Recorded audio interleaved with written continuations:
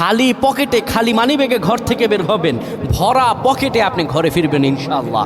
আপনার মানিব্যাগের ভিতরে এই দোয়াটা পরে ফু দিবেন, যেখানে টাকা রাখেন এই দোয়াটা পরে ফু দিবেন, ইনশাআল্লাহ আল্লাহর দেয়া ধন ও সম্পত্তিতে সেই জায়গাটা পরিপূর্ণ হয়ে যাবে যদি আপনি এই দোয়াটা করতে পারেন।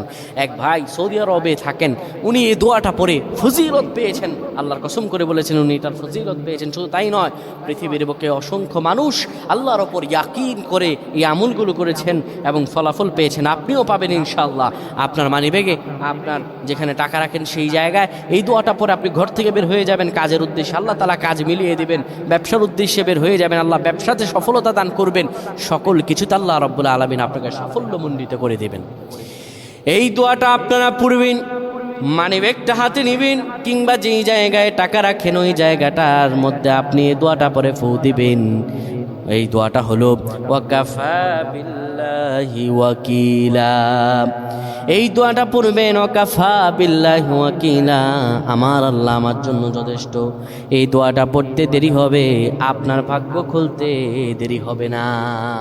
আল্লাহ আমাদের বুঝদান করুন, পড়েন আমিন।